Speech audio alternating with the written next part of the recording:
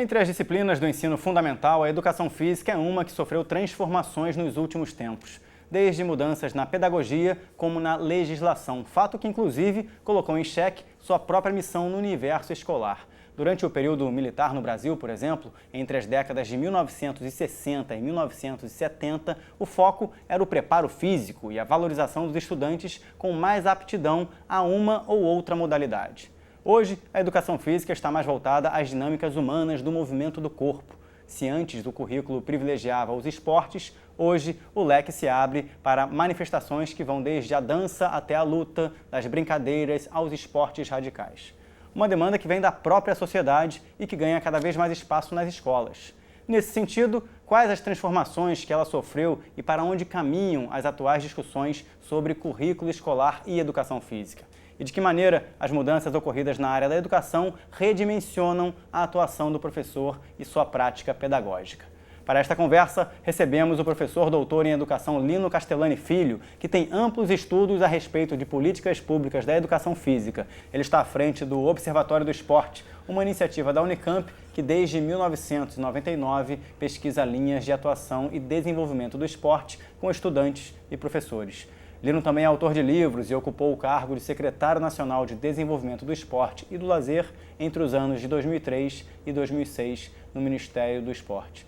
Professor, obrigado pela presença no nosso programa. Eu que agradeço, Brito, a oportunidade. Desde 1999, quando começaram os estudos do Observatório do Esporte, até hoje, o que se percebeu de relevante nas pesquisas que relacionam o esporte com o indivíduo, com a sociedade brasileira?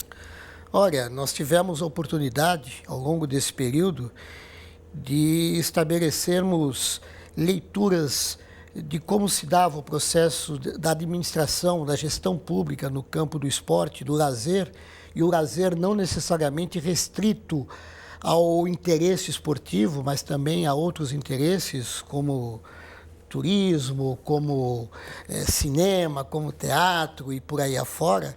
E também no campo das políticas públicas esportivas, estudos mais recentes sobre o significado da Copa do Mundo, o que aconteceu no Brasil, estudos interessantíssimos sobre os 5º Jogos Mundiais Militares no Brasil, por que eles aqui, à medida que nós não temos nenhuma tradição no esporte militar, e mais recentemente também ainda, estudos sobre essa relação da política esportiva, dos mega eventos esportivos e uma nova concepção de planejamento urbano, de organização urbana, que parte do pressuposto da cidade empresarial, né? Uma cidade que ganha contornos de estado de exceção para funcionar exclusivamente em função dos mega eventos esportivos que estarão acontecendo, ignorando a legislação brasileira e deixando de fazer com que direitos dos brasileiros possam vingar ou possam se fazer presentes. Desde 1999, a gente vem falando aqui na série sobre a interdisciplinaridade da educação física no currículo escolar,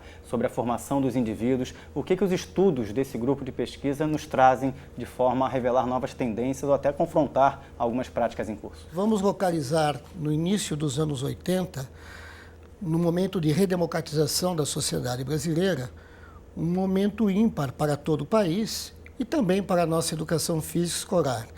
Nós tínhamos até então praticamente uma única possibilidade de trabalho com a educação física na escola e a partir daquele momento outras iniciativas, outras portas se abrem e outras possibilidades de trabalhos pedagógicos ganham evidência, fazendo com que o que era uma única possibilidade passe a ser uma das possibilidades presentes.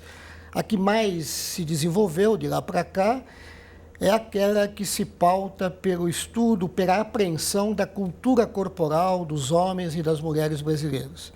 E a apreensão não só no sentido do fazer corporal, do praticar a prática corporal, o jogo, o esporte, mas também buscar o entendimento do significado desse fazer no âmbito da nossa cultura. Você também teve a oportunidade de estar à frente do Ministério do Esporte, ocupando ali um cargo importante nesse sentido entre os anos de 2003 e 2006. Onde é que o desafio se mostra maior do ponto de vista de um gestor público que está articulando com outros gestores municipais, estaduais, políticas nesse âmbito que é, às vezes, tão complexo para ser entendido pelo cidadão comum, né? Olha, são desafios distintos, né? Bastante distintos. E uma das questões que mais me chamou a atenção foi a questão do tempo. Nós, no mundo acadêmico, temos aproximadamente 4 anos para elaborarmos uma tese. 4 anos é um tempo de uma gestão de um país como o nosso.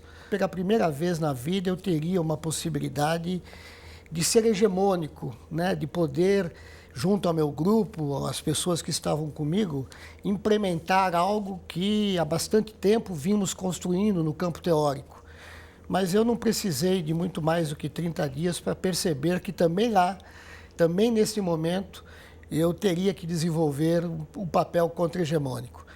Consegui fazer isso com todas essas pessoas ao meu lado por quase 4 anos e depois fomos atropelados pelos setores conservadores do campo esportivo, que por si só já é um campo conservador e que fez com que os rumos do Ministério e do pensar de política esportiva brasileiro ganhasse os contornos dos mega eventos esportivos.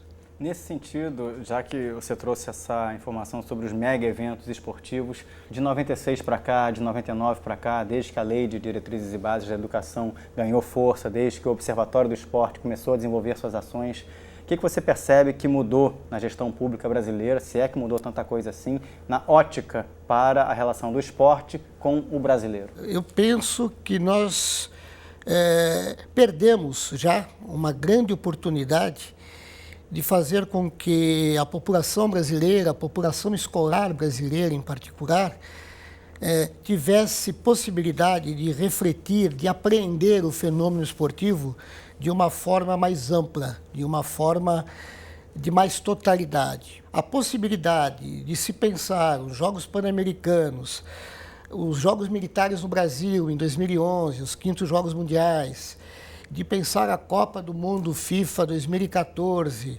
antes a Copa das Confederações e agora, né, daqui a um ano, as Olimpíadas de Verão, poderiam ter aberto a possibilidade de se ter um esporte como um tema transversal no âmbito da escola, envolvendo toda a comunidade escolar no seu enfoque, na sua abordagem, e cabendo à educação física talvez o papel de coordenar, de articular as diversas leituras que poderiam ser feitas e desenvolvidas do sentido e significado do esporte na nossa cultura corporal. E não só do esporte, de tudo aquilo que reflita movimento humano voltado à configuração dessa dimensão da cultura que nós chamamos de cultura corporal.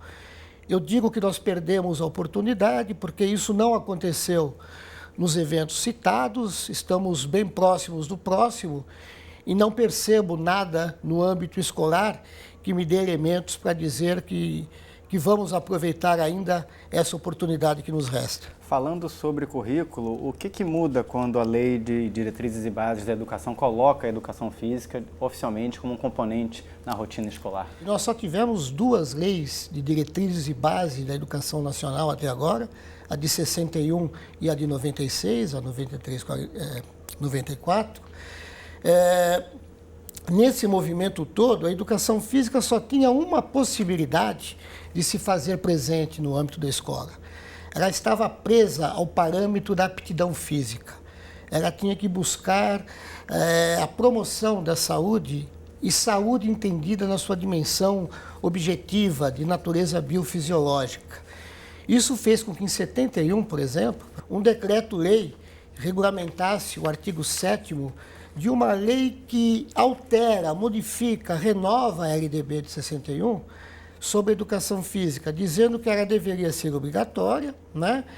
Mas deveria, por seus meios, processos e fins, dar conta da melhoria da aptidão física do educando. Em 75, temos uma lei que cuida da estrutura do esporte nacional, diretrizes e base do esporte nacional, a Lei 6.251. Em um dos seus artigos diz com todas as letras que o papel da educação física e do esporte é o aprimoramento da aptidão física da população brasileira. Em sendo esse objetivo, melhoria ou aprimoramento da aptidão física, não nos restava outra coisa senão nos apropriarmos de referenciais no campo das ciências biológicas, da fisiologia do exercício, da biologia, da bioquímica, da biomecânica, para darmos conta do atendimento desse objetivo. Nos anos 80, nós superamos isso. Nós conseguimos, por conta desse movimento de redemocratização da sociedade brasileira, arejar a discussão no âmbito da educação e da educação física. Ela passa a ganhar elementos para se vincular a projetos pedagógicos da escola. Então, cada escola tem a possibilidade de se organizar, né, e escolher uma das concepções pedagógicas hoje presentes no campo da educação física e, a partir daí, lidar com os fenômenos vinculados à cultura corporal da forma que melhor entender dentro dessas concepções.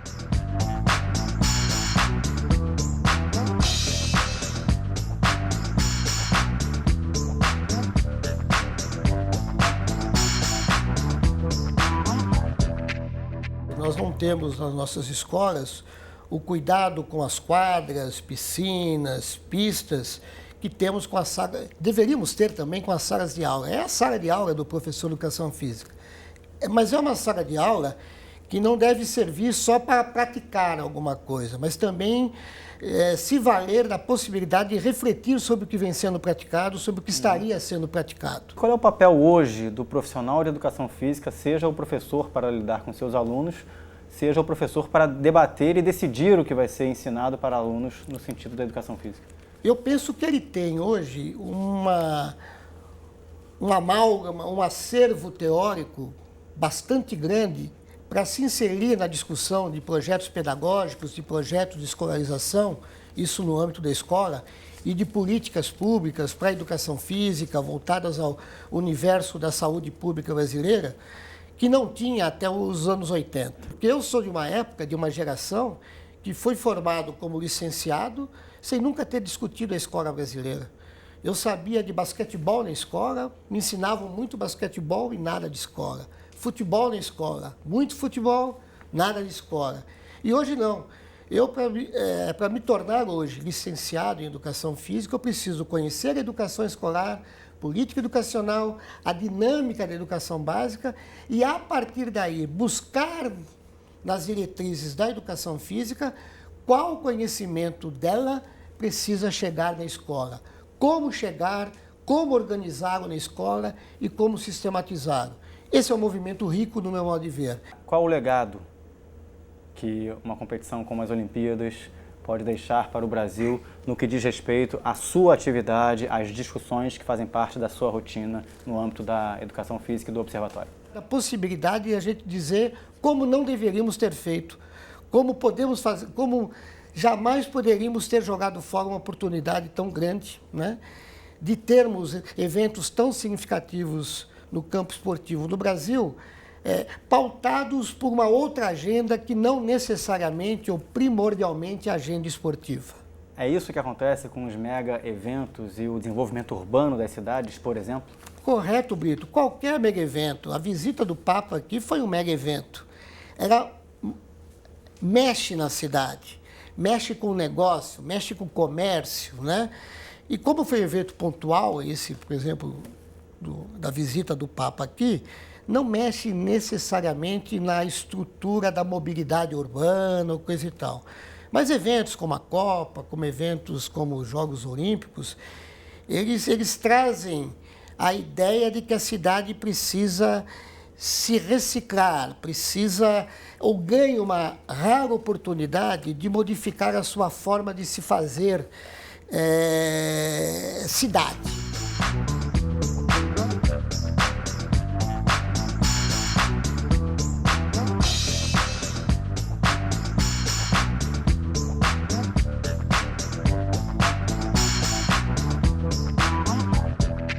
Professor, muito obrigado pela sua participação no programa de hoje. Até uma próxima oportunidade. Muito obrigado pela atenção e oportunidade, Brito. Obrigado. A você de casa também, o meu muito obrigado pela audiência, pela companhia. E eu lembro a vocês que todas as coleções de discussões, de entrevistas sobre esse programa estão disponíveis na internet. Acesse futura.org.br/entrevista. Até a próxima. Tchau, tchau.